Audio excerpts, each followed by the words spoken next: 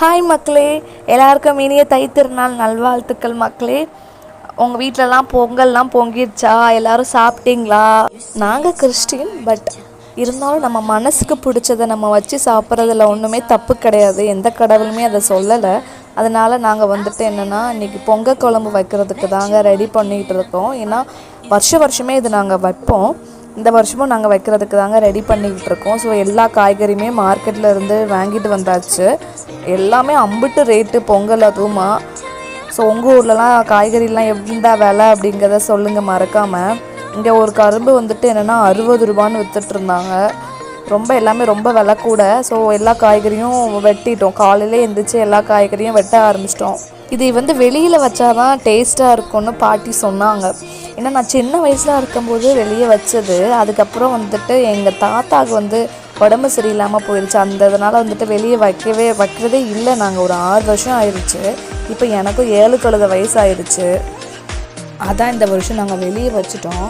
சரி வச்சு தான் பார்ப்போம். இன்னும் பானையும் புது பானை, ஏன்னா பழைய பானையும் ரொம்ப பழசாயிடுச்சு. இது புது பானை. ஆனால் கொஞ்சம் வைக்கிறது கஷ்டமாக தான் இருந்துச்சு.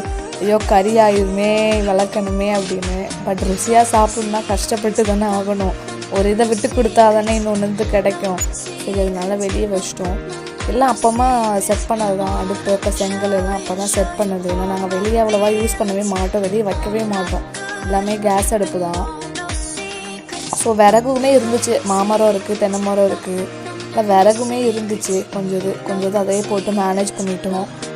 இப்போ தான் நாங்கள் ரீசெண்டாக மாமரத்தை கொஞ்சம் என்ன அரைக்கி விட்டோம். அதோட கம்பு கட்டை எல்லாம் இருந்துச்சு. அப்புறம் ஓலை சிரட்டை இதுவே பற்றிடுச்சு.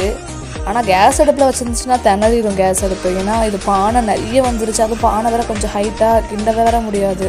சேர் போட்டு தான் ஏறி கிண்டணும். நல்ல வேலை வெளியே வச்சுட்டோம். பானை ஃபுல்லாக கறி ஆயிடுச்சு. பார்க்கவே கஷ்டமாக இருந்துச்சு. ஆனாலும் குழம்பு செம்ம டேஸ்ட்டாக இருந்துச்சு. என்னோடய பாட்டி தான் சூப்பராக பண்ணுவாங்க. ஏன்னா அவங்க அந்த காலத்தில் உள்ளவங்கனால அவங்களுக்கு தான் இது கை வந்த கலை. எங்கள் அம்மா பண்ணாங்கன்னா அது பண்ணுமா இது பண்ணுமான்னு ஃபோனில் தான் கேட்டு பண்ணுவாங்க எங்கள் பாட்டிக்கிட்ட. பட் எங்கள் பாட்டி வீட்டுக்கு வந்தோன்னா எங்கள் பாட்டி சூப்பராக பண்ணி கொடுப்பாங்க. செம்மையாக இருக்கும். பானை நிறைய வந்துருச்சு. காய் அப்புறம் கிழங்கு எல்லாமே சேர்த்து பானை நிறைய வந்துருச்சு.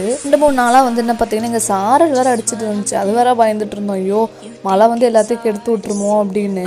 நல்ல வேலை போயிருச்சு. ஒரு வழியாக லைட்டாக சாரல் அடிச்சிச்சு. பட் இருந்தாலும் போயிட்டு மழை வரல, தப்பிச்சிட்டோம். இல்லைன்னா அவ்வளோதான், தூக்கி அடுப்பில் தான் வச்சுருந்துருக்கணும். ஆனால் பொங்கல் வந்தால் இந்த குழம்பு வச்சு ஒரு வாரத்துக்கு குழம்பே வைக்க வேண்டாம். எல்லார் வீட்லையுமே அப்படி தான் நினைக்கிறேன். எங்கள் வீட்டில் அப்படி தான். ஒரு வாரத்துக்கு குழம்பு முடிகிற வரைக்கும் குழம்பு வைக்க மாட்டோம். இதை வச்சே ஓட்டிடுவோம் காலையில்.